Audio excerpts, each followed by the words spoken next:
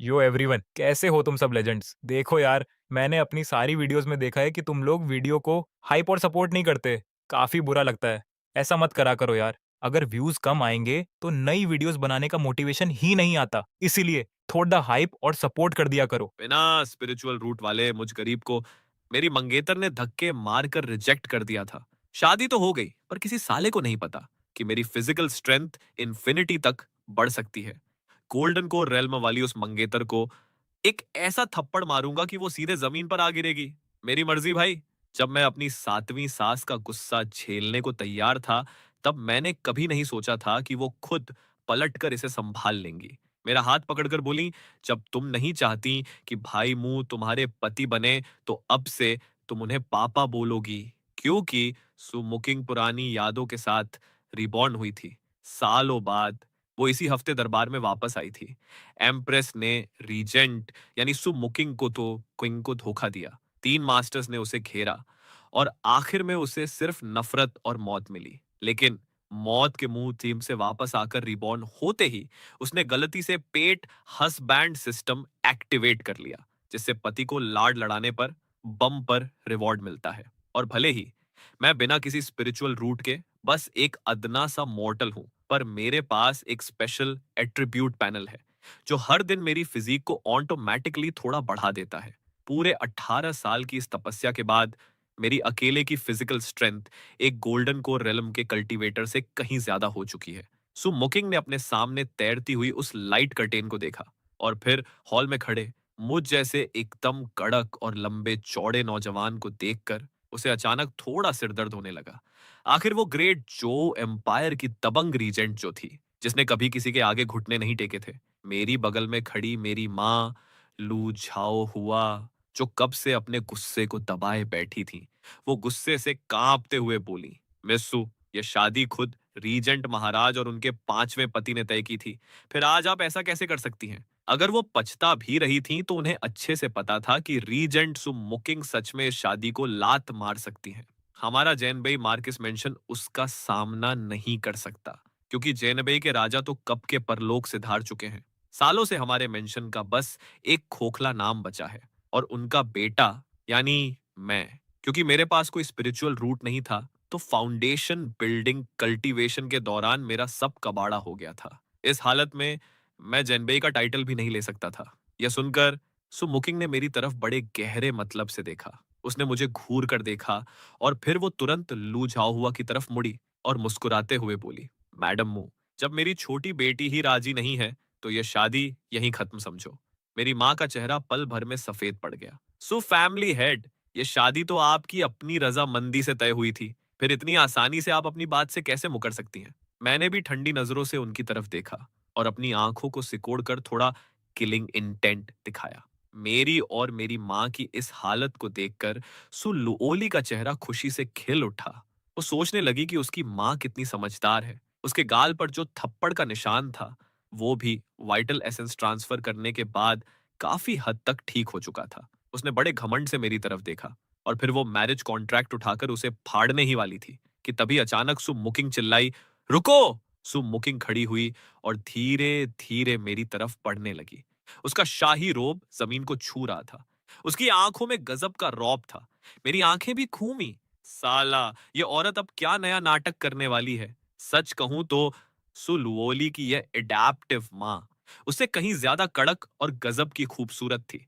वो ग्रेट जो की एक जीती जागती लीजेंड थी, जिसने एम्प्रेस जो किंगली की गद्दी बचाने में सबसे बड़ा रोल निभाया था। अब जब इस एम्पायर की सबसे बड़ी महारथी ने खुद मैदान में उतरने का फैसला कर ही लिया था, तो मेरी नजरें भी उसकी बॉडी को ऊपर से नीचे तक ताड़ने में बिल्कुल नहीं हिचकिचाई। उसे लगा होगा कि मैं कोई बदतमीज आदमी हूं, लेकिन सुमुकिंग को इस बात पर जरा भी गुस्सा नहीं आया। मैंने थोड़ा सीरियस होकर कहा, मेरा मतलब, मुझे उम्मीद नहीं थी कि रीजेंट साहिबा ऐसा पैंतरा बदलेंगी। बस इतनी सी बात थी, और कुछ नहीं। मुझे उनके गुस्से की कोई परवाह नहीं थी। मैं बेफिक्री से मुस्कुराया। जबरदस्ती का लड्डू मीठा नहीं होता। जब मिस सू को मैं पसंद ही नहीं, तो मैं भी उनके पीछे नहीं भागने वाला। चलो, निकलो यहां से। ये देख सू लुओली के चेहरे पर भयंकर गुस्सा आ गया, पर सू मुकिंग ने बस एक ठंडी नजर उस पर डाली। उस एक लुक से सू लुओली की सिट्टी पिट्टी गुम हो गई और वो अपने शब्द निगल गई। मैंने बात आगे बढ़ाई, ये डील सु फैमिली हेड और मेरे पिता के बीच हुई थी। अब अगर आप मुकर रही हैं, तो मेरे जैन भाई मार्किस मेंशन की इज्जत का क्या? क्या अभी जो तमाशा हुआ, वो काफी नहीं था? इससे पहले कि मैं अपनी कोई शर्त रखता, सु मुकिंग ने अपना हाथ उठाकर मुझे बीच में ही टोक दिया। वो बोली, ये शादी मेरे और जैनबेई हो के बीच तय हुई थी। अगर उस वक्त उन्होंने मेरी जान न बचाई होती, तो मैं कब की यमराज के पास पहुंच चुकी होती। अब जबकि मार्किस इस दुनिया में नहीं है, मैं अपनी जुबान से कभी नहीं मुकरूंगी। अपने वादे को निभाने के लिए वो घूमी और सुबवीर लुओली के हाथ से झटके से मैरिज कॉन्ट्रैक्ट छीन लिया और सबके सामने उसे बीच से फाड़कर दो टुकड़े कर दिए। मेरे उलझे हुए चेहरे को देखकर वो बोली, अगर तुम इस लड़की से शादी नहीं करना चाहते, तो हम बस अपनी दुल्हन बदल देते हैं। यह सुनते ही सु मुकिंग की बाकी दो एडेप्टेड बेटियां, सु रुओयाओ और सु युकिंग, दोनों के तोते उड़ गए और वे बुरी तरह घबरा गईं। वे मन ही मन सोचने लगीं कि अब इस कचरे को झेलने की बारी उनकी आ गई है क्या? अगर इनमें से किसी ने मुझसे शादी कर ली, तो वो पूरे इंपीरियल सिटी में किसी को मुंह दिखाने लायक नहीं बचेंगी। मैंने इस पूरे तमाशे को ठंडी नजरों से देखा और धीरे से हंस पड़ा। अबे, तुमने मुझे क्या समझ रखा है? यह भाई मुंह कोई बिकाऊ माल है क्या? शादी का कॉन्ट्रैक्ट है या कोई सब्जी जो जब मन किया बदल दिया? यह सुनकर सुलवोली का पारा फिर चढ़ गया। ओए, ज्यादा हवा में मत उड़। मेरी दोनों बहनों के आशिकों की लाइन खड़ी है, जो तुमसे 10 गुना बेहतर है, और तुम अभी भी नखरे दिखा रहे हो। उसे लगा कि अब पलड़ा उसके हाथ में है। वैसे भी इस नए कॉन्ट्रैक्ट से उसका कोई लेना देना नहीं था, पर सु मुकिंग ने बस एक नजर सब पर दौड़ाई। उनके उतरते हुए चेहरों को देखकर वो हल्की सी मुस्कुराई। तुम सब फालतू में टेंशन मत लो। जब उसने यह बात कही, तो हॉल में सन्नाटा छा गया और सब भौचक्के रह गए। अगले ही पल सो मुकिंग मेरी तरफ मुड़ी और उसकी आंखें अचानक बहुत गहरी और सीरियस हो गईं। उसने धीरे से अपना मुंह खोला और कहा, ठीक 3 दिन बाद मैं सुमुकिंग खुद तुमसे शादी करूंगी। सु लुओली की चीख से पूरा हॉल गूंज उठा और बाकी सब भी शौक में उस रीजेंट को घूरने लगे। भाई, कसम से मैं खुद पूरी तरह से हक्का बक्का रह गया था। मेरा दिमाग कुछ पल के लिए काम करना बंद कर दिया कि साला, इस ड्रामे में ये क्या उलटफेर हो गया? कहानी तो ऐसी नहीं होनी चाहिए थी ना। नॉर्मल स्टोरी के हिसाब से तो मुझे अपनी तगड़ी फिजिकल बॉडी के दम पर सू मेंशन में कदर मचाना था और फिर अपनी धाक जमानी थी और फिर सीधे किंग बनने का सफर शुरू होना था। खैर, मैंने खुद को संभाला और मेरा चेहरा एकदम सीरियस हो गया। सो फैमिली हेड, मैंने सही सुना ना? अब सच में मुझसे शादी करना चाहती हैं? सो मुकिंग ने धीरे से अपना हाथ हिलाया और गहरी नजरों से मुझे देखते हुए बोली, सो मुकिंग कभी मजाक नहीं करती। क्यों? योंग यंग मास्टर मुंह, आपको लगता है कि मैं आपके लायक नहीं हूं? मैंने कोई जवाब नहीं दिया, बस शांत रहकर उसे देखता रहा। तो उसने बात आगे बढ़ाई। भले ही मेरी 5 बेटियां हैं, पर वे सब एडेप्टेड हैं। मैं सुमुकिंग आज तक कुंवारी हूं, मेरा कभी कोई मर्द नहीं रहा। मैं एक कल्टीवेटर हूं और मेरी लंबी उम्र के सामने ये उम्र तो बस अमृता की राह में एक मामूली सा नंबर है। जरा ठंडे दिमाग से सोचो। मुझे कुछ समझ नहीं आ रहा था कि ये औरत क्या खिचड़ी पका रही है, इसलिए मैं बस हंस पड़ा। मैंने सो फैमिली हेड को रिजेक्ट करने का मन बनाया और मुस्कुराते हुए कहा, सुनो रीजेंट साहिबा, मैं तो ठहरा एक मामूली मोर्टल। मुझसे शादी करके बाजार में आपकी थू थू होगी, लेकिन सो मुकिंग को कोई फर्क नहीं पड़ा। मुझे इन फालतू बातों की परवाह नहीं है। मैंने कब से लोगों की सुननी शुरू कर दी। इतना बोलकर वो बिना किसी झिझक के मुड़ी और सीधे अपनी मेन सीट की तरफ पड़ गई और हाथ के एक इशारा से अनाउंस किया, बात खत्म, ये शादी तय है। 3 दिन बाद होने वाली ग्रैंड वेडिंग की तैयारियां शुरू करो। ठीक इसी वक्त उसके दिमाग में एक मैकेनिकल आवाज गूंजी, बधाई हो, आपने भाई मुंह को जलील होने से बचा लिया और सो फैमिली से उनके डिवोर्स की किस्मत को बदल दिया है। पहला टास्क पूरा होने की खुशी में आपका रिवॉर्ड तुरंत ट्रांसफर किया जा रहा है। पल भर में सो मुकिंग की पूरी बॉडी में एक गर्म लहर दौड़ी, जिससे उसकी पावर अचानक बढ़ गई और उसने सीधे नेक्स्ट रेलम में ब्रेक थ्रू कर लिया। साला, यह सिस्टम तो एकदम असली निकला। पहले तो वो सोच रही थी कि कहीं यह पूरा सिस्टम कोई प्रैंक तो नहीं है जिसे मजाक समझकर टाला जा सके, पर खुद एक्सपीरियंस करने के बाद और पुराने मुंह युआनशान के साथ किए वादे को याद कर उसका इरादा और भी पक्का हो गया। जब उसने यह सब मजबूती से सोचा, तो उसके सामने उन दुश्मनों के चेहरे आ गए जिन्होंने उसे पिछली जिंदगी में धोखा दिया था। खासकर वो धोखेबाज एम्प्रेस और उसके साथी। उसके दिल में उस एम्प्रेस और बाकियों के लिए भयंकर किलिंग इंटेंट जाग उठा। तुम सब धोखेबाजों जिन्होंने मिलकर मुझे घेरा था, सबका नंबर आएगा। तभी अचानक सुलवोली पागलों की तरह आगे आई। मम्मी, क्या आपका दिमाग सटक गया है? आप कैसे शादी कर सकती हैं एक ऐसे कचरे से? इससे हमारा सुतुरु खानदान पूरे तियान युवान सिटी में थू थू का कारण बन जाएगा। यह सुनकर बिना कुछ बोले सू मुकिंग की आंखें एकदम बर्फ जैसी जम गईं। लुओली, अपनी जुबान को लगाम दो। आज से भाई मुंह तुम्हारे होने वाले पापा हैं। अगली बार जब बात करोगी तो उन्हें पापा कहकर बुलाओगी, समझी? इस बार तुम्हारी बदतमीजी को मैं छोड़ रही हूं, पर अगर अगली बार अपने पापा की बेइज्जती की तो सीधे फैमिली लॉ से तुम्हारी खाल उधेड़ दूंगी। सुलवोली यह सुनकर एकदम सन्न रह गई। वो सोचने लगी कि साला ये लड़का तो मुझसे भी 2 साल छोटा है, पर अपनी माँ की सुलगती आंखें देखकर लुओली को मजबूरी में अपना मुंह बंद करना पड़ा। पर मुझे अपना बाप मानना, वो तो उसके जीते जी नामुमकिन था। सुमुकिंग ने उसे पूरी तरह इग्नोर किया और शौक में खड़ी मेरी माँ की तरफ बड़े अदब से मुड़ी। सासू माँ, आपकी बहू कल सुबह ही शादी का सारा शगुन और दहेज आपके घर भिजवा देगी। भले ही टाइम कम है, पर मेरी शादी में कोई कमी नहीं रहेगी। ये बात सुनते ही मेरी माँ लू झाओ हुआ का दिमाग पूरी तरह ब्लैंक हो गया। साला, खुद देश की रीजेंट उनकी बहू बनने को तैयार थी। उन्हें लगा कि कहीं वो कोई सपना तो नहीं देख रही। मैंने अपनी माँ को ढांढस बंधाया। माँ, जब रीजेंट साहिबा खुद मुझ जैसे आम इंसान से शादी करने को बेताब हैं, तो मैं क्यों मना करूं? लेकिन अगर इन्हें मुझसे ब्याह रचाना है, तो मेरी 3 शर्तें हैं, जो सो फैमिली को माननी ही पड़ेंगी। पहली शर्त, भले ही आप रीजेंट हो, पर घर में मेरा सिक्का चलेगा। दूसरी बात, मेरी माँ को सु खानदान में सबसे ज्यादा मान सम्मान मिलना चाहिए। उन्हें एकदम वीआईपी ट्रीटमेंट मिलना चाहिए। और आप अपने ईगो या स्टेटस के चक्कर में कभी उनकी बेइज्जती नहीं करेंगी। फिर मैं उसके थोड़ा और पास गया और सीधे उसके कान के पास फुसफुसाया। तीसरी बात, तुम्हें सबके सामने यह कबूल करना होगा कि तुम मुझसे शादी करने के लिए मरी जा रही हो और मुझसे भीख मांग रही हो। किसी ने सपने में भी नहीं सोचा था कि मुझ जैसा एक मोर्टल देश की रीजेंट के सामने ऐसी औकात दिखाने वाली शर्त रखेगा। सो लुओली और उसके चारों भाई बहन तो ऐसे सन्न हुए कि मुझे गाली देना तक भूल गए। पर जल्द ही सुलवोली के चेहरे पर एक कुटिल मुस्कान तैर गई। वो खुश होने लगी कि मैंने खुद ही ऐसी बकवास शर्त रखकर अपने पैरों पर कुल्हाड़ी मार ली है।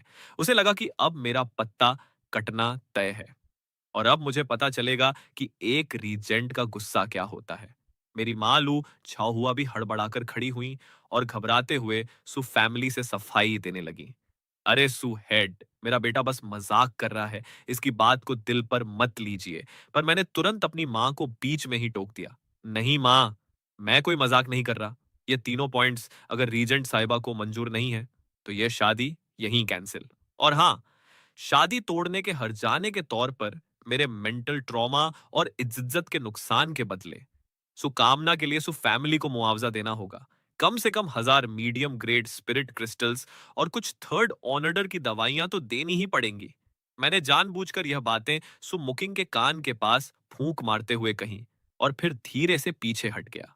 सु मुकिंग के चेहरे के भाव थोड़े बदले, पर सिस्टम के रिवॉर्ड के चक्कर में उसने अपने दिल को समझाया। उसे फर्क नहीं पड़ता था कि वो एक मोर्टल से शादी कर रही है, क्योंकि मैं कल्टीवेशन तो कर नहीं सकता था। उसकी लंबी उम्र के सामने मेरी लाइफ छोटी थी। बस थोड़े बहुत हस्बैंड वाइफ वाले फर्ज ही तो निभाने थे। वैसे भी वो कोई डुअल कल्टीवेशन तो करने नहीं वाली थी, जिससे उसे कोई नुकसान हो। कल्टीवेशन की दुनिया में ऐसे कई लोग थे, इसलिए सू मुकिंग को कोई एतराज नहीं था। पर मेरी यह बदतमीजी वाकई हद पार करने वाली थी, मानो मैं उसे उकसा रहा हूं। लेकिन जब सू मुकिंग ने देखा कि मैं बिना किसी डर के सीना ताने खड़ा हूं, तो उसे गेम समझ आ गया। वो समझ गई कि यह साला जानबूझकर ऐसी वाहियात बातें कर रहा है ताकि वो खुद ही शादी के लिए मना कर दे। सुमुकिंग एकदम खामोश रही, तो मैंने आग में थोड़ा और घी डालने का फैसला किया। क्या हुआ रीजेंट साहिबा, क्या आपकी हवा निकल गई है शर्तें सुनकर? अगर ऐसा है तो हमारी शादी यहीं खत्म। भले ही मुझे नहीं पता था कि वो क्या गेम खेल रही है, पर सीधा मना करना ही बेस्ट था। लेकिन मुकिंग मुस्कुराई और एक कदम आगे बढ़कर मेरी चौकन्नी नजरों के सामने अपनी उंगली उठाई और मेरी ठुड्डी को ऊपर उठाते हुए बोली, मेरे होने वाले पतिदेव बड़े उतावले हैं, पर किसने कहा कि मुझे मंजूर नहीं है? आपकी यह छोटी सी डिमांड पूरी करना तो मेरे बाएं हाथ का खेल है। जब एक बार हमारी शादी हो जाएगी, तो मेरा जो कुछ भी है, वो सब आपका ही तो होगा। और सासू माँ की सेवा करना तो एक अच्छी बहू का परम कर्तव्य है। रही बात सबके सामने यह भीख मांगने की कि मुझे आपसे ही शादी करनी है, तो इसमें क्या बड़ी बात है? मेरे प्यारे पतिदेव, प्लीज मुझसे शादी कर लीजिए। अगर इस जन्म में आप मेरे न हुए, तो मैं तो जी नहीं पाऊंगी। साला, यह सुनकर मेरा दिल जोर से धड़का। खेल खत्म। ये औरत तो मीठी बातों की उस्ताद निकली। अपने होने वाले पति को रिझाने के चक्कर में जैसे ही उसने मेरे दिल के तार छेड़े, उसे फिर से सिस्टम से एक तगड़ा रिवॉर्ड मिला और उसकी बॉडी में पावर दौड़ी। जो कल्टीवेशन उसने अभी अभी हासिल किया था, वो एक लेवल और ऊपर कूद गया। उसकी आंखें चमक उठी। उसे समझ आ गया कि जब तक वो मेरे दिल को ऐसे ही धड़काती रहेगी, तब तक बिना किसी रुकावट के भी उसे बम पर रिवॉर्ड मिलते रहेंगे। सू मुकिंग ने कुछ देर मुझे घूरा। उसकी नजरें अब पूरी तरह बदल चुकी थीं। मैं अब उसके लिए कोई कचरा नहीं, बल्कि एक चलता फिरता जैकपॉट था। तो पतिदेव, अब तो आप मुझसे शादी करने से मना नहीं करेंगे ना? इस मीठे नाटक के बाद सू मुकिंग की आवाज एकदम मक्खन जैसी सॉफ्ट हो गई थी। उसने आगे बढ़कर सीधे मेरी कमर में हाथ डाल दिया और अपना चेहरा मेरी छाती से सटा दिया। मैंने जोर से सूखी खांसी खांसी। साला, ऐसा हुस्न का जादू कौन बर्दाश्त कर सकता है? यह औरत तो सीधे मेरे कैरेक्टर का टेस्ट ले रही थी। मैंने कहा, खैर, जब रीजेंट साहिबा मेरी तीनों शर्तों को मानने के लिए तैयार है, तो मैं भी अपनी बात से पीछे नहीं हटूंगा। लेकिन यह 3 दिन का समय बहुत कम है शादी की तैयारी के लिए। चलो डेट को थोड़ा आगे बढ़ाते हैं और शादी ठीक 1 साल बाद रखेंगे। पर मुकिंग इस बात पर बिल्कुल भी राजी नहीं होने वाली थी, क्योंकि उसके सिस्टम की एक और बड़ी टेढ़ी कंडीशन थी। उसे 1 महीने के अंदर मेरे फेवरेबिलिटी स्कोर को पॉजिटिव में लाना था। जब उसने पहली बार मेरा स्कोर देखा था, तो वो -9,90,000 था। अगर वो लेट करती, तो सिस्टम उसे ऐसी सजा देता कि वो एम्प्रेस से रिवेंज लेना तो दूर, खुद जिंदा भी नहीं बच पाती। मेरे दिल में थोड़ी खुशी हुई कि यह औरत इतनी उतावली क्यों है। साला, दाल में कुछ काला है। उसकी इस हड़बड़ाहट को देखकर मुझे पक्का यकीन हो गया कि इसके दिमाग में कोई ना कोई गेम चल रहा है। एक रीजेंट होकर इतनी जल्दबाजी में शादी करना मजाक बन जाएगा। अगर आप मुझे एक आलीशान शादी नहीं दे सकती, तो मैं शादी ही नहीं करूंगा। सू मुकिंग ने यह सुन अपनी भौहें सिकोड़ी, पर फिर भी मुझे मक्खन लगाते हुए बोली, ठीक है, अगर मेरे पतिदेव यही चाहते हैं, तो हम पहले सगाई कर लेते हैं और शादी 1 साल बाद करेंगे। मुझे यह कतई मंजूर नहीं है। इससे पहले कि सु मुकिंग कुछ बोलती, सु लुओली अचानक जमीन पर घुटनों के बल बैठ गई। उसके नाखून गुस्से से उसकी हथेलियों में धंस रहे थे। लुओली चिल्लाई, मैं यह शादी कैंसिल नहीं होने दूंगी। यह देख सुमुकिंग ने अपनी आंखें छोटी की। क्यों?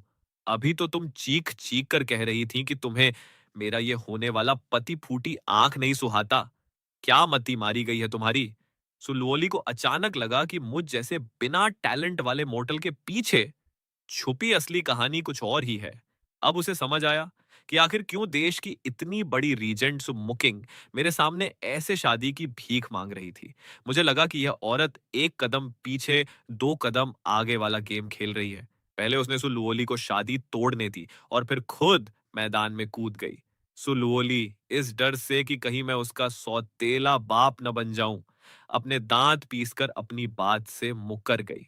जब मुझे लगा कि मैंने सूचमुकिंग का पूरा प्लान डिकोड कर लिया है, तब वो अचानक धीमे से हंसी और उसने अपनी पावर का एक छोटा सा झटका लुओली की तरफ फेंका।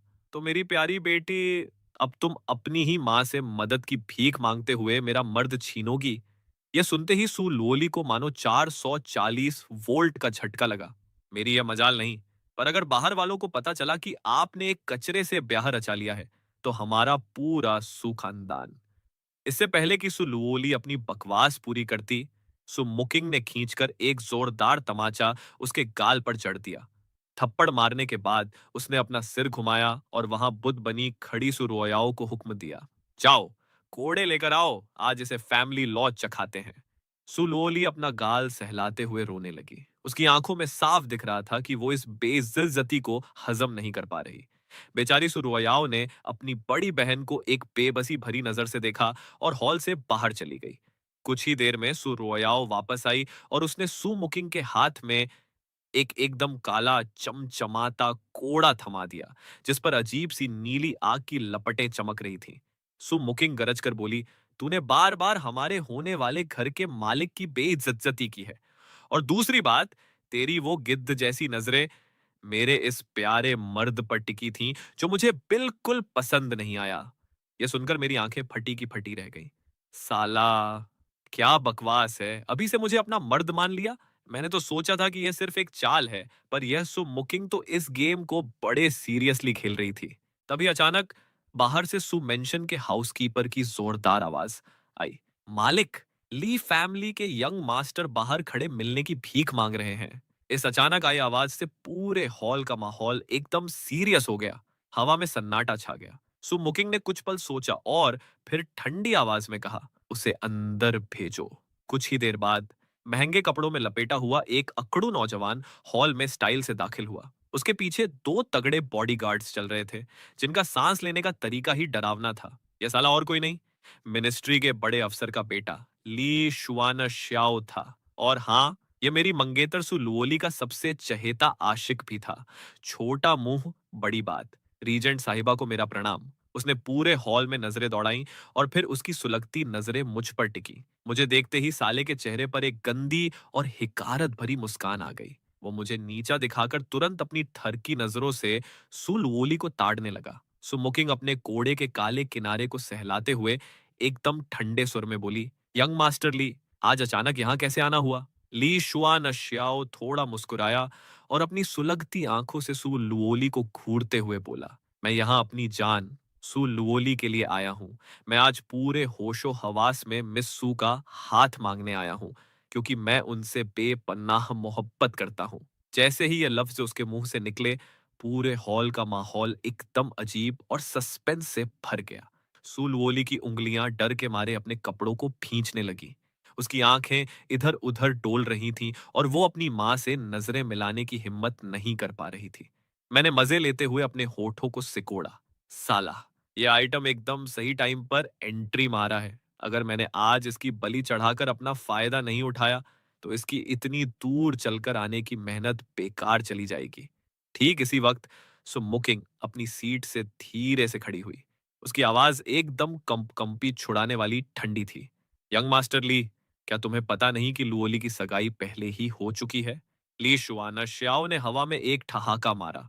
उसकी आंखों में मेरे लिए साफ हिकारत भरी हुई थी। वो मेरी तरफ उंगली उठाकर बोला, मुझे अच्छे से पता है कि यह भाई मुंह सिर्फ एक नंबर का कचरा है। इसकी क्या औकात जो मिस सू का पति बने।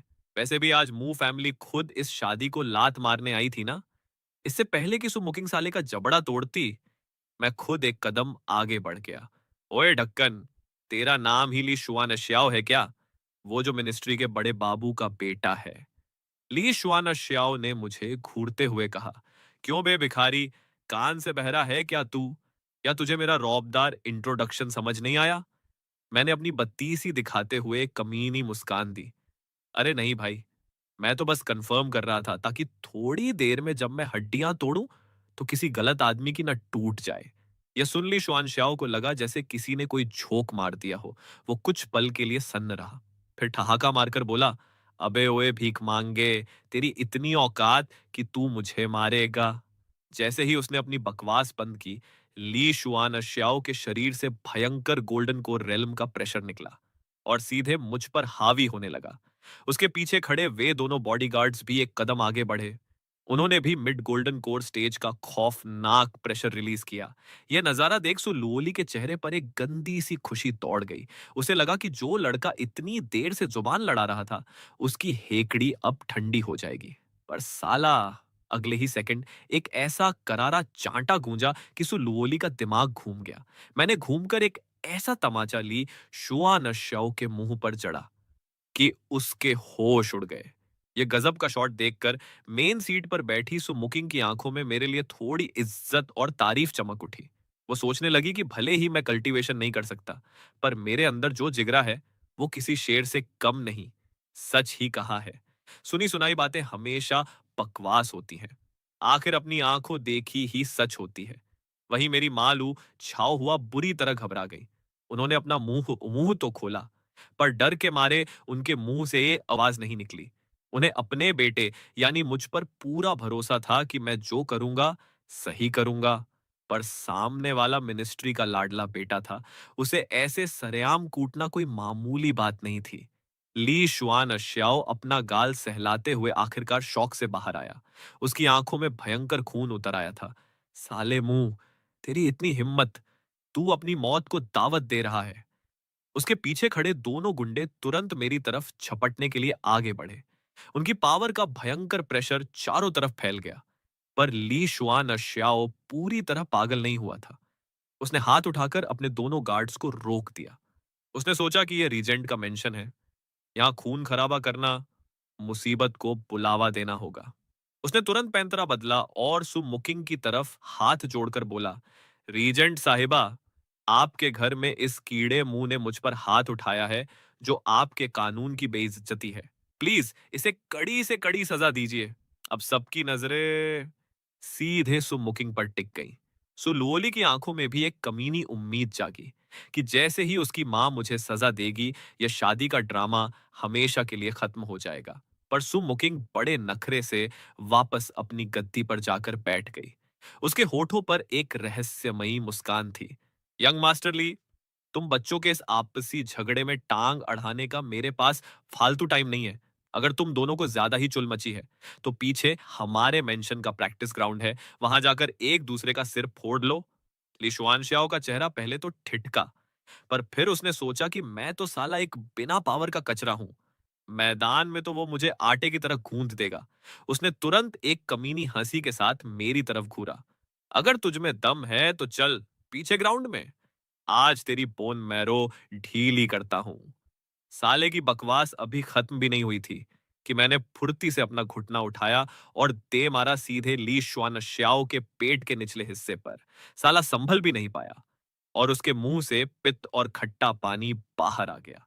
उसके दोनों तगड़े बॉडीगार्ड्स गुस्से में चिल्लाते हुए मेरी तरफ झपटे, पर मैंने बिजली की रफ्तार से दोनों के सिर पकड़े और आपस में नारियल की तरह भिड़ा दिए। मेरे इस भयंकर बाहुबली पावर के सामने वे दोनों मिड गोल्डन कोर वाले सूरमा पलक झपकते ही ढेर हो गए। मैंने बड़े स्वैग से मेन सीट पर बैठी सू मुकिंग की तरफ देखा। वो गुस्सा होने के बजाय बड़े मजे ले लेकर पॉपकॉर्न स्टाइल में यह फाइट देख रही थी। मैंने सोचा, बेटा, जब मजा आ ही रहा है तो थोड़ा और तगड़ा डोज देता हूं। मैंने ली शुआन अश्याओं को संभलने का एक मौका भी नहीं दिया और झटके से उसकी कॉलर पकड़ी और सबकी फटी आंखों के सामने दे दनादन 3 जोरदार झापड़ उसके मुंह पर मारे। उसकी नाक से खून का फव्वारा छूट पड़ा और आखिरी लात मारकर मैंने उसे जमीन पर सुला दिया। लीशुआन श्याओ अपना सूजा हुआ गाल पकड़कर सुलगती आंखों से चिल्लाया, मुंह के बच्चे, मेरा बाप मिनिस्ट्री का बड़ा साहब है, तेरी इतनी हिम्मत कि तू मुझे छुएगा? देख, मैं तेरे पूरे जेन बेई मार्किस मेंशन को मिट्टी में मिला दूंगी।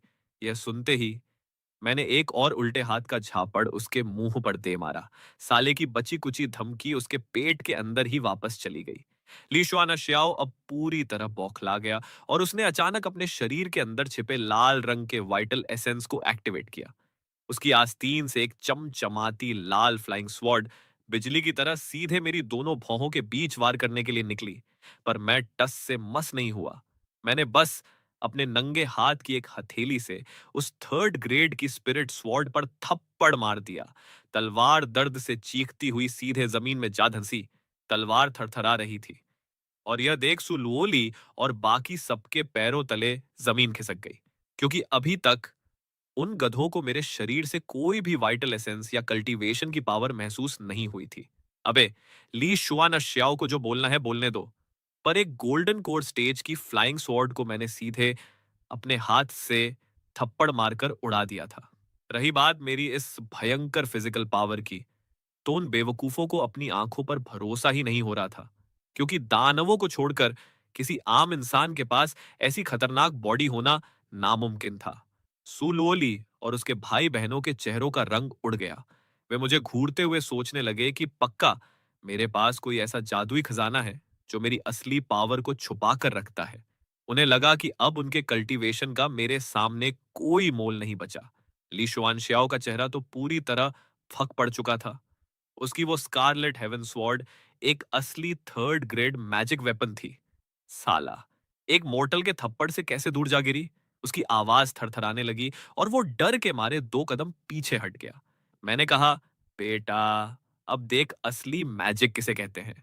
मैं बिजली की रफ्तार से आगे बढ़ा और ली शुआ नश्याओ के एकदम करीब पहुंचकर उसके पेट में एक दमदार घूंसा दे मारा। घूंसा पड़ते ही साले की आंखें उबलकर बाहर आने को हो गई। उसके शरीर का सारा वाइटल एसेंस पल भर में बिखर गया। साले, दूसरों की मंगेतर पर डोरे डालता है। हाँ बे, मुझे नीचा दिखाने चला था। तू उस सुलुओली नाम के कचरे से शादी करना चाहता है ना? कर साले। पर तू मेरे सामने आकर भौंकने की हिम्मत कैसे किया? आज मैं तुझे बताऊंगा कि आखिर यह गुलाब इतना लाल क्यों होता है। मेरे एक के बाद एक पड़ते घूंसों ने ली शुआन शियाओ का भूत उतार दिया। ली शुआन शियाओ पूरी तरह से रोने लगा। वो बार बार अपनी पावर समेटकर अपनी शील्ड एक्टिवेट करने की कोशिश कर रहा था, पर जैसे ही वो थोड़ी सी एनर्जी जुटाता, मेरा एक नया मुक्का उसे तोड़ देता। कुछ 100 थप्पड़ और मुक्के खाने के बाद वो आखिरकार पूरी तरह टूट गया और रोते हुए बोला, भाई, मुझसे गलती हो गई। अब मैं कभी आपके सामने नहीं आऊंगा, मुझे छोड़ दो। मैंने उसकी ठुड्डी को दबोचा और मुस्कुराते हुए पूछा, क्या नहीं करेगा बे? मैं लाइफ में कभी मिस सू की तरफ आंख उठाकर भी नहीं देखूंगा। मैं कसम खाता हूं, अगली बार जब वो दिखेंगी तो मैं रास्ता बदल दूंगा। ली शुआना श्याओ के मुंह से यह शब्द निकलते ही सु लुओली का चेहरा गुस्से से तमतमा उठा और उसकी सारी उम्मीदें मिट्टी में मिल गईं। जिसली शुआना श्याओ को वो अपना हीरो समझ रही थी, वो साला इतना बड़ा डरपोक और भीगी बिल्ली निकला। इससे पहले कि सुलवोली के दिमाग में कोई और बकवास थॉट आता, मैंने ली शुआना श्याओ को एक और कंटाप चढ़ दिया। वो बेचारा थप्पड़ खाकर पूरी तरह पागल होने की कगार पर था। वो चिल्लाया, अबे, मैं बोल तो रहा हूं कि सुलवोली के पास नहीं जाऊंगा। फिर क्यों मार रहा है भाई? मैंने एक शैतानी मुस्कान दी। क्यों मार रहा हूं? क्योंकि तू नाटक कर रहा है साले। पूरे इंपीरियल सिटी को पता है कि तू और मिस्सू एक दूसरे के लिए बने हैं, और अब तू बोल रहा है कि तू मैदान छोड़ रहा है। क्या यह सुलुओली के साथ नाइंसाफी नहीं है? जैसे ही उसने मेरा हाथ फिर से उठते देखा, ली शुआन श्याओ डर से कांप उठा। वो तुरंत पलटा। नहीं नहीं नहीं, मैं कभी हार नहीं मानूंगा। मैंने तसल्ली से सिर हिलाया और अपना हाथ नीचे कर लिया। पूरे हॉल में मौत जैसा सन्नाटा पसर गया। सुलुओली का चेहरा एकदम पीला पड़ चुका था।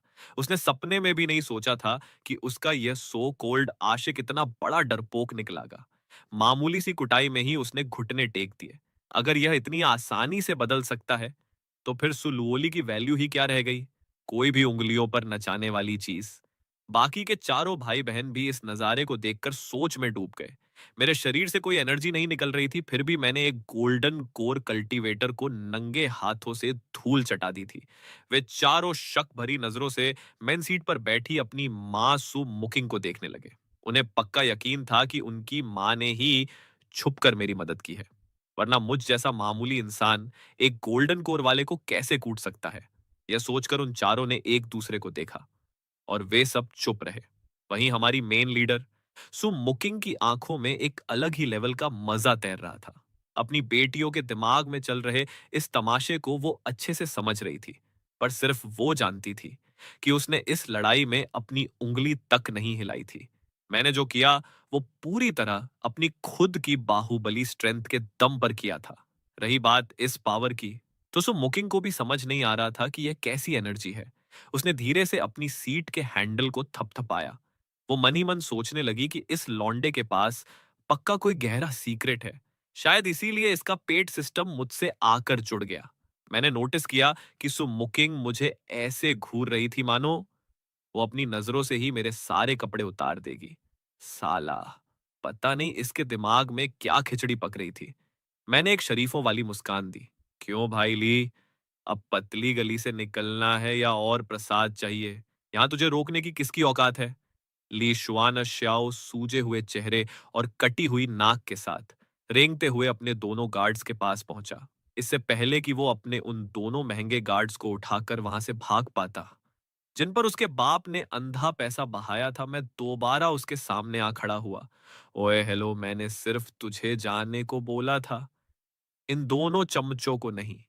इतना बोलते ही मैंने अपनी लात तेजी से उठाई और दे दनादन, दो जोरदार धमाकों के साथ मैंने जमीन पर बेहोश पड़े उन दोनों गार्ड्स के सिर कुचल दिए।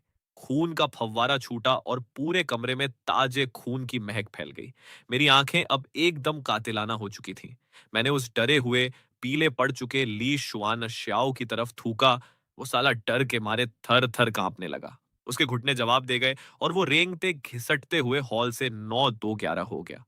मैंने फर्श पर अपने जूतों के तलवों पर लगा खून रगड़कर साफ किया। फिर मैंने सिर उठाकर सु मुकिंग की तरफ देखा।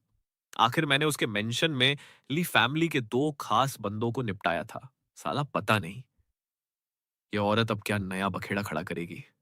तभी अचानक मेरे दिमाग में एक ठंडी और बिना इमोशन वाली मैकेनिकल आवाज गूंजी। टिंग! होस्ट ने पहली बार गोल्डन कोर स्टेज के टारगेट को मार गिराया है। आपका एट्रीब्यूट, एंकरिंग और रेल्म बेंचमार्किंग सक्सेसफुल रहा। आपका स्टेटस पैनल अपग्रेड हो चुका है। मेरी नजरें तुरंत उस स्क्रीन पर गईं। भाई, मुंह की बची हुई लाइफ 871 साल थी, जिसे मैं 200 पॉइंट की फिजिक में बदल सकता था। मेरा इनबिल्ट टैलेंट हर दिन ऑटोमेटिकली खुद को अपग्रेड करता रहता है। हर दिन 1 पॉइंट फिजिक। अभी तक कोई नया टैलेंट एक्टिवेट नहीं हुआ था। मेरी फिजिक 6699 थी, जो सीधे मुकाबला कर सकती थी एक कड़क नेशंट सोल स्टेज के कल्टीवेटर से। अगर ये 8000 पॉइंट पर पहुंच गई तो मैं सोल स्टेज के पीक पर होऊंगा। कुल मिलाकर देखा जाए तो अभी ज्यादा कुछ खास बदलाव नहीं हुआ था, क्योंकि इससे पहले मैंने कभी अपने हाथों से किसी बड़े कल्टीवेटर की बलि नहीं चढ़ाई थी। इसलिए मुझे अपनी असली औकात का सही अंदाजा नहीं था। इस नए कॉम्बैट बेंचमार्क को देखकर लगा कि इतने सालों से जो मैं छुपकर अपनी पावर बढ़ा रहा था, वो फैसला एकदम टकाटक था। भले ही ग्रेट जो एम्पायर में नेशेंट सोल वाले उंगलियों पर गिनने लायक हैं, पर फिर भी कम नहीं है। लेकिन अब मैं अपनी इस पावर के दम पर पूरे एम्पायर में नंबर 1 का सूरमा बन चुका हूं। बस एक ही लोचा है। कल्टीवेटर्स के पास जादू टोने और अजीब ट्रिक्स बहुत होती हैं, और मैं सिर्फ अपनी इस बाहुबली फिजिकल स्ट्रेंथ के भरोसे हूं, जो कभी कभी भारी पड़ सकता है। जब बाकी सबने जमीन पर बिखरा वो खून देखा, तो सबकी आंखें फटी की फटी रह गईं। वे अभी भी इसी वहम में थे कि उनकी मां ने ही छुप छुप कर यह जादू चलाया है। वे सोचने लगे कि क्या उनकी मां अबली खानदान को पूरी तरह बर्बाद करने वाली है, जबकि वो खानदान तो हमेशा से सुकामना के लिए फैमिली के तलवे चाटता आया था। उनकी मां के पास ली खानदान पर हाथ उठाने की कोई ठोस वजह नहीं थी। इसी बीच सुमुकिंग धीरे धीरे मेरी तरफ बढ़ी और कुछ ही पलों में मेरे सामने आकर खड़ी हो गई। उसकी नजरें मेरे खून से सने जूतों पर टिकी और फिर वो धीरे धीरे ऊपर की तरफ देखने लगी। माहौल में एक अजीब सा सस्पेंस और ठंडी हवा तैरने लगी। उसकी आंखों में एक अजीब सा लाड़ था। वो मुस्कुराते हुए बोली, अरे मेरे प्यारे पतिदेव, अगर इन दो कीड़ों को मारना ही था तो मुझसे बोल देते। अरे, अपने जूते गंदे करने की क्या जरूरत थी? सुमुकिंग ने अपना हाथ उठाया और आस्तीन से रुमाल निकालकर उसे धीरे से पोंछने लगी। मेरे गाल पर जो खून की बूंद लगी थी, उसे साफ करते देख फैमिली के अडॉप्टेड बच्चे मन ही मन सन्न रह गए। पर उन्हें अपनी माँ का गेम समझ नहीं आ रहा था। वे सोचने लगे, साला ये मम्मी कोई नाटक कर रही है क्या? तभी मुकिंग के दिमाग में फिर से वो जानी पहचानी आवाज गूंजी, जिसने उसे खुश कर दिया।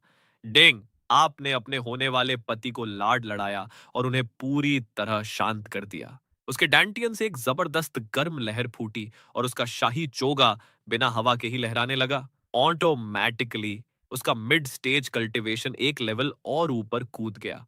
मुकिंग अब भी इस बात से खुश ही हो रही थी कि तभी सिस्टम का एक और अलर्ट दिमाग में फटा। सिस्टम ने बाउंड टारगेट के बर्ताव में बदलाव महसूस किया है। करंट फेवरेबिलिटी अभी -95 है। होस्ट अपनी कोशिशें जारी रखे। या सुन, उसका शरीर एकदम सुन्न हो गया। साला, ये लौंडा पत्थर का बना है क्या? सरेआम उसने मुझे कत्लेआम मचाने दिया। फिर भी उसका फेवरेबिलिटी स्कोर सिर्फ 4% बढ़ा।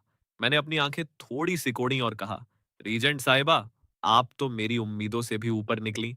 मुझे लगा था कि आप मुझे धक्के मार कर सो मेंशन से बाहर फेंक देंगी, पर जब आप मुझसे शादी करने ही वाली हैं, तो आज ये घर का राज मुझे ही क्यों नहीं सौंप देती?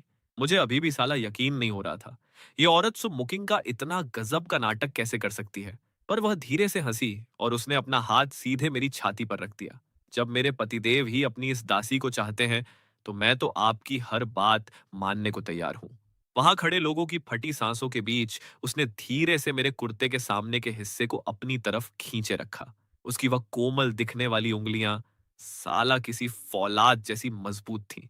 मेरी इतनी तगड़ी फिजिकल बॉडी भी पल भर के लिए उसकी गिरफ्त से छूट नहीं पाई। मैं अभी कुछ बोलने ही वाला था कि स्मोकिंग अचानक रुकी और उसने पलटकर पीछे देखा। उसकी वह मीठी, शहद जैसी बातें पल भर में बर्फीले गुस्से में बदल गईं और उसने कड़क कर सुलवोली का नाम लिया।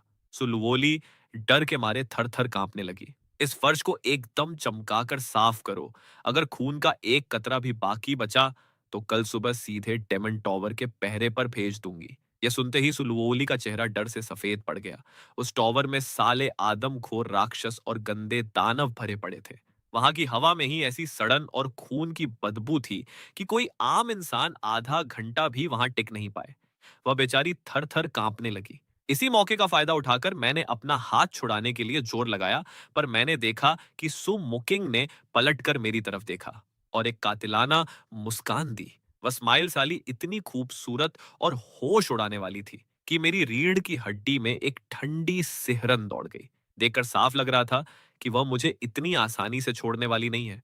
फिर सो मुकिंग अचानक आगे बढ़ी और उसने मेरी माँ लू झाहुआ के सामने झुककर प्रणाम किया। सासू माँ, आपकी यह बहू आपसे पहली बार मिल रही है। मेरी माँ का चेहरा देखकर साफ लग रहा था कि उन्हें यह कोई अदब या सम्मान नहीं लग रहा था, बल्कि एक मीठी सी धमकी लग रही थी। मुझे लगा कि यह साली मेरी माँ लू झाहुआ को डरा रही है। मैंने जैसे ही अपना मुंह खोला, उसने मेरी कमजोरी ताड़ ली। मेरी इस कमजोरी को भांपते हुए उसने आगे बढ़कर मेरे फटे हुए कुर्ते की कॉलर को ठीक किया। उसने मेरी कॉलर के पास छिपे उस काले बेल्ट पर 3 बार थपथपाया, जहां मेरी मुंह फैमिली का सबसे बड़ा लाइफ सेविंग सीक्रेट, यानी वह वॉनली टेलीपोर्टेशन एक्स, छिपा हुआ था। उसने मानो इशारा किया कि अब इसकी कोई जरूरत नहीं पड़ेगी। तभी अचानक बाहर 12 ब्लैक आर्मर्ड गार्ड्स आकर सीधे भाले की तरह तनकर खड़े हो गए, जो रीजेंट के हुक्म पर आए थे। पर उनका कमांडर झाओ पोजुन था, जिसे मेरे स्वर्गीय पिता ने खुद चुना था। यह हमारे जेनबेई मार्विस मेंशन की आखिरी बची हुई असली पावर थी। उन ब्लैक आर्मर्ड गार्ड्स ने जब मुझे और मेरी माँ लू झाओ हुआ को सही सलामत बाहर आते देखा, तो झाओ पोजुन के चेहरे का तनाव थोड़ा कम हुआ। असल में अंदर से लगातार आ रही गोल्डन कोर कल्टीवेटर्स की पावरफुल एनर्जी की वजह से इन जंग के सूरमाओं के होश उड़े हुए थे। यह देखकर मैं बेबसी से मुस्कुराया और बोला, अबे कितनी बार बोला है, मैंने अभी तक वह टाइटल लिया नहीं है, फिर भी मुझे प्रिंस बुलाते हो। सुनो, मैं अभी सू मेंशन में ही रुकूंगा। तुम लोग बाकी भाइयों को साथ लेकर पहले मेरी माँ को सही सलामत वापस मेंशन छोड़ाओ। झाओ पोजून ने मेरी बात सुनी। हालांकि वह मेरी सेफ्टी को लेकर थोड़ा परेशान था, पर मेरी आंखों का इशारा समझकर उसने चुपचाप हुक्म माना। उसने सीरियस होकर अपने भाइयों को साथ लिया और मेरी माँ को लेकर सू मेंशन से सुरक्षित बाहर निकल गया। सू मुकिंग हल्की सी मुस्कुराई। चलो, अब तो हमारे पतिदेव को तसल्ली मिल गई ना। मेरा चेहरा थोड़ा बदला। मुझे उम्मीद नहीं थी कि सु मुकिंग मेरे इस दांव को समझने के बाद भी मेरी माँ को इतनी आसानी से जाने देगी। पर अब उसका जो भी गेम हो, मेरी माँ तो यहाँ से सेफली निकल चुकी थी। उसकी मुझे कोई टेंशन नहीं थी। अब तो मुझे बस ये देखना था कि साला यह सु मेंशन सच में मुझे कैद करके रख सकता है क्या? मैंने भी एक कमीनी स्माइल दी और हाथ बढ़ाकर सीधे सु मुकिंग की कमर दबोच ली। वैसे डार्लिंग, क्या सच में तुम अपनी यह हसीन बॉडी अपने इस होने वाले पतिदेव को सौंपने का मन बना चुकी हो? उनकी पतली कमर की मुलायमी महसूस करके साला मेरा दिल भी थोड़ा डोल गया। हालांकि मुझे पता था कि सुमुकिंग के दिल में मर्दों को लेकर एक अजीब सी नफरत और दूरी थी। मेरे इस तरह अचानक बाहों में भरने पर उसने अपने अंदर की चिढ़ को दबाया आखिर उसे सिस्टम का रिवॉर्ड जो चाहिए था। मेरे पतिदेव अभी काफी जवान हैं, उनकी बातें तो बड़ी कड़क हैं, पर देखना है कि इतना बोलकर सुमुकिंग ने शरारत से सीधे मेरे नीचे के हिस्से की तरफ देखा। हॉल में खड़े हुए पांचों गोद लिए बच्चे अपनी उस हमेशा बर्फ जैसी ठंडी रहने वाली मां को सरेआम मेरे साथ ऐसे फ्लर्ट करते देख एकदम शॉक में थे। इसी बीच बाहर से एक चमकती हुई रोशनी अंदर आई और मैंने हाथ बढ़ाकर उसे लपक लिया। यह झाओ पोजुन का भेजा हुआ मैसेज ताबीज था कि मां सेफली पहुंच चुकी हैं। अब जाकर मैंने राहत की सांस ली। सु मुकिंग ने एक रहस्यमयी मुस्कान के साथ मुझे घूरा और अपनी भौहें सिकोड़ते हुए बोली, लगता है पतिदेव को अभी भी मुझ पर भरोसा नहीं है। खैर, अब जब सासू माँ जा चुकी हैं, तो क्यों ना हम अपनी अधूरी बात को आगे बढ़ाएं। हम दोनों एक दूसरे को घूरते रहे। साला कोई भी पीछे हटने को तैयार नहीं था। मैंने अपनी आंखें थोड़ी छोटी की। मुझे लाइफ में किसी के इशारों पर नाचना बिल्कुल पसंद नहीं था। यह सुन, सुम मुकिंग एक कदम पीछे हटी। वह किसी संस्कारी बहू की तरह धीरे से झुकी और एक लाचार, मासूम लड़की का नाटक करते हुए उसने हाथ बढ़ाकर मेरा हाथ थान लिया। पतिदेव, आपकी यह दासी तो आपकी हर आज्ञा का पालन करेगी। सच कहूं तो भले ही उसका यह ड्रामा थोड़ा नकली था, पर देश की इतनी बड़ी दबंग रीजेंट को ऐसे घुटनों पर देख मेरे अंदर का मर्दानी ईगो साला सातवें आसमान पर पहुंच गया। मैंने कहा, अरे जानू, मेरे कहने का यह मतलब बिल्कुल नहीं था। सो मुकेंग मुझे साथ लेकर पीछे के आंगन की तरफ बढ़ने लगी और मासूमियत से अपनी आंखें मटकाते हुए बोली, तो फिर आपके कहने का क्या मतलब था स्वामी? साला, मुझे पहली बार लगा कि सुमुकेंग इस रूप में थोड़ी क्यूट लग रही है। सच है भाई, अगर लड़की खूबसूरत हो तो उसके सारे पाप माफ हो जाते हैं। और अनजाने में ही मेरे दिल में उसके लिए थोड़ी जगह बनने लगी। ठीक उसी पल सुमुकिंग की बॉडी में फिर से एक जादुई गर्म लहर दौड़ी। सुमुकिंग की आंखें चमक उठी और उसके होठों पर एक बड़ी सी मुस्कान आ गई। पर मैं उसे ऐसे खुश होते देख थोड़ा चिढ़ गया। मैंने अपनी भौहें सिकोड़ी और कड़क आवाज में पूछा, ये क्या बकवास है? हंस क्यों रही हो? ये तो आपको मैदान में ही पता चलेगा। यह बोलकर सुमुकिंग ने एक शर्मीली दुल्हन का नाटक किया। स्वामी, आपकी दासी आज पहली बार आपके साथ मुकाबला करेगी। सिर्फ मीठी बातों से ही साला उसे इतने तगड़े रिवॉर्ड मिल रहे थे। तो अगर वह सच में अपनी बॉडी मुझे सौंप देगी, तो सिस्टम उसे आसमान पर ही पहुंचा देगा। क्या पता वह सीधे गॉड ट्रांसफॉर्मेशन स्टेज में ही ब्रेक थ्रू कर जाए और पूरे ग्रेट जो एम्पायर की सबसे ताकतवर और गिनी चुनी कल्टिवेटर बन जाए। यह सोचते ही सुमुकिंग का दिल साला बुरी तरह धड़कने लगा और उसकी नीयत डोल गई। पर मुझे घंटा नहीं पता था कि वह मेरे बारे में ऐसा क्या सोच रही है। साला, ये औरत तो मुझसे भी ज्यादा उतावली हो रही थी। क्या ये सच में मुझे एक जरिया समझकर अपनी पावर बढ़ाना चाहती है? बेटा, थोड़ा रुक जाओ। अभी आगे चलकर मैं तुम्हारी ऐसी हेकड़ी निकालूंगा कि तुम याद रखोगी। अगर मैंने आज तुम्हें मजा नहीं चखाया, तो मेरा नाम भी बदल देना। लिविंग रूम का वह सन्नाटा अब उन पांचों गोद लिए बच्चों के चेहरों पर साफ दिख रहा था, जब हम पीछे के प्रैक्टिस ग्राउंड की तरफ बढ़ रहे थे। मैदान में पहुंचकर सु मुकिंग, जिसे वे सु जिंगतांग भी कहते हैं, उसने मुझसे यानी लू टिंग से कहा, यह हमारे मेंशन का मेन प्रैक्टिस ग्राउंड है। यहाँ एक बेहद पावरफुल फिफ्थ ऑनर्डर का जादुई घेरा यानी फॉर्मेशन एक्टिवेटेड है। एक बार जब इसकी शील्ड और आइसोलेशन फॉर्मेशन ओएनएन हो जाती है, तो बाहर की दुनिया से सब कट जाता है। फिर चाहे कोई कितना भी बड़ा सूरमा कल्टीवेटर क्यों ना हो, उसके जादू या हमलों का इस मेंशन पर कोई असर नहीं पड़ेगा। यहां तक कि एक छोटा सा झटका भी बाहर महसूस नहीं होगा। अपना यह ज्ञान बांटने के बाद सुमुकिंग ने बड़े शक के साथ मेरी तरफ देखा। तो मेरे प्यारे पतिदेव, आपने अपनी इस दासी को यहाँ लाने के लिए क्यों कहा था? आप यहाँ आखिर क्या गुल खिलाने वाले हैं? मैंने यानी लू टिंग ने इस बड़े से मैदान को देखा और मेरे होठों पर एक कमीनी मुस्कान आ गई। मैंने हंसते हुए कहा, वाह भाई, इस मैदान के तामझाम तो बड़े आलीशान और महंगे हैं। तुम्हें नहीं लगता? क्या यह हमारे बीच एक तगड़ी और आर पार की लड़ाई के लिए एकदम परफेक्ट जगह नहीं है? ये सुन, सुमुकिंग की आंखों में थोड़ा सा शौक और एक अजीब सी चमक आ गई। वैसे साला, रास्ते भर उसे ऐसे अपनी उंगलियों पर नचाते हुए सिस्टम से रिवॉर्ड ऐंठने में बड़ा मजा आ रहा था। पर क्या सच में हमारी पहली मुलाकात इस धूल भरे प्रैक्टिस ग्राउंड में ही एक भयंकर जंग के रूप में होने वाली थी? मैंने उस ग्राउंड के एकदम सेंटर में जाकर चारों तरफ नजर दौड़ाई। कम से कम 10,000 स्क्वायर मीटर में फैले इस विशाल मैदान को देखकर मुझे यानी लू टिंग को मन ही मन मानना पड़ा कि साली सच में देश की दबंग रीजेंट है, जिसने एम्प्रेस के दुश्मनों और किंग झाओवू की सेना को अकेले धूल चटाई थी। यहाँ की एक एक इंच जमीन सोने के भाव थी, और इंपीरियल कैपिटल में इस सुमेंशन का साइज सच में कुछ ज्यादा ही बड़ा था। सिर्फ इनका यह अकेला ग्राउंड ही मेरे पूरे चेनबई मार्विस मेंशन के बराबर था। बाकी के महल की तो बात ही छोड़ दो। भले ही हमारे खानदान ने भी इतने सालों में खूब नाम और पैसा कमाया था, और हमारी तिजोरियां भी भरी पड़ी थीं, पर इस सुमेंशन के सामने साला हमारा रुतबा थोड़ा फीका लग रहा था। मेरे दिल में थोड़ी सी चिढ़ हुई, पर मैंने अपनी भावनाओं पर काबू पाया। खुद को एकदम शांत और रिलैक्स रखते हुए मैंने मुकिंग की तरफ देखा और एक हल्की सी मुस्कान दी। अरे ओ रीजेंट पैलेस की मालकिन, तुम फिर शुरू हो गई? क्या चल रहा है तुम्हारे दिमाग में?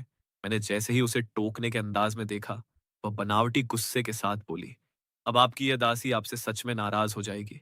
मैंने अपना नाम और रुतबा सब आपके हवाले कर दिया है।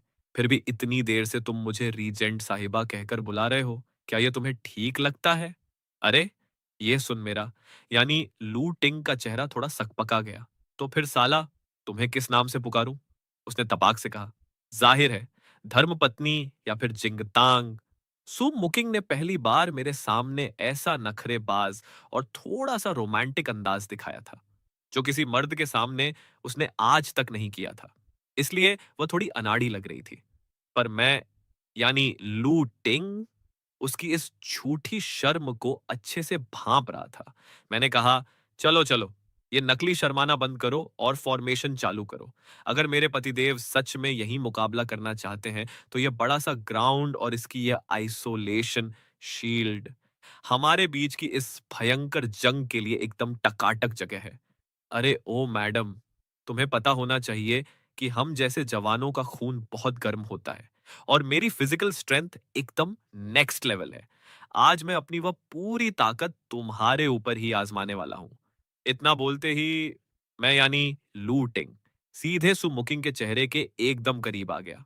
हम दोनों की नाक आपस में लगभग टकराने वाली थी। सुमुकिंग को मेरे शरीर की वह कड़क गर्मी और मर्दाना सांसें साफ महसूस हो रही थी। उसने झेप कर अपना सिर थोड़ा दूसरी तरफ घुमाया और अपनी नजरें चुराते हुए बात को टाला। चलो, अब ज्यादा बकवास मत करो और चुपचाप जादू का यह घेरा ऑन करो। यह प्रैक्टिस ग्राउंड तो बस एक बहाना है। साला, आज इसी जमीन को अखाड़ा बनाकर मैं तुम्हारी सारी अकड़ ढीली करूंगा।